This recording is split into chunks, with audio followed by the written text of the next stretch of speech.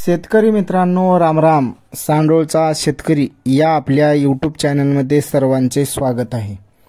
तर शेतकरी मित्रांनो, या 4 दिवसामध्ये शेतकऱ्याचे एवढे फोन येऊ लागलेत की सगळ्याचा एकच प्रश्न आहे की आमच्या वांग्या पिकावरील शेंडेअळी आणि फळपोक करणारी अळी कमीच होईना गेल्या. काय करावं लागेल, कोणतं औषध फवारावं लागेल, प्रत्येकाचा हाच प्रश्न आहे.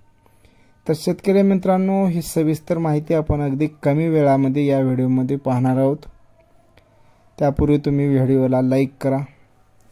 तर शेतकरी मित्रांनो, ह्या 4 दिवसाच्या अगोदर आपण जे औषध फवारीत होतो त्या औषधाचा गुण येत होता, पण आता ह्या 4 दिवसापासून ते औषध फवारलं तर बी गुण येईना गेले. त्याचं कारण काय आहे?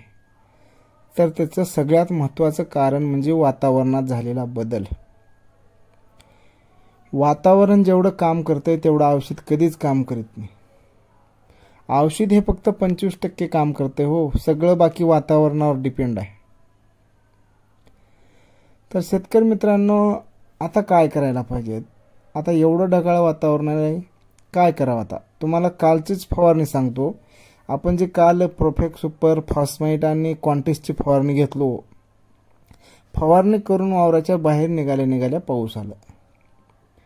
कसं रिझल्ट मिळेल सांगा तुम्ही? आता शेंडेअळी माझ्या प्लॉटमध्ये आहे, तुमच्या प्लॉटमध्ये आहे, प्रत्येकाच्याच आहे. वातावरण बिघडलं म्हणजे प्रत्येकाच्याच इथं होणार आहे. हां, एवढंच आहे, कुणाच्यात कमी प्रमाण असेल, कुणाच्यात जास्त असेल, एवढंच. पण प्रत्येकाच्या इथं हाय म्हणजे हाय.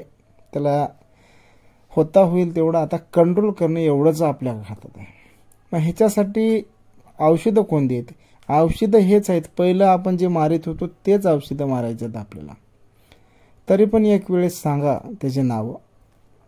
आपण पहिल्यापासून पहिल्या व्हिडिओमध्ये सुद्धा सांगितलं की वांगे पिकावरील शेंडेअळी आणि फळपोक करणाऱ्या अळीसाठी आपण मार्शिल आहे, इमामॅक्टिन बेंजोएट आहे, प्रोफेक्स सुपर आहे, केल्डॉन आहे, डेलिकेट आहे, ट्रेसर आहे, किंग डोस्का आहे, कोराजेन आहे, असे भरपूर औषधं आहेत. हेच औषधं आपण 8 दिवसाखाली मारित होतो, तर हेच औषधं आपल्याला रिझल्ट मिळत होते. तेव्हा ढगाळ वातावरण नव्हतं, पाऊस नव्हतं.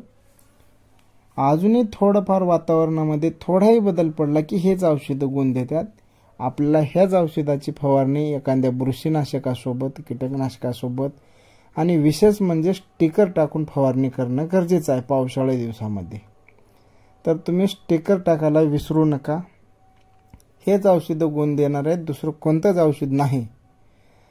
तर शेतकरी मित्रांनो, व्हिडिओ आवडला असेल तर व्हिडिओला लाईक करा, इतर शेतकरी मित्र आपल्याला शेअर करा. धन्यवाद.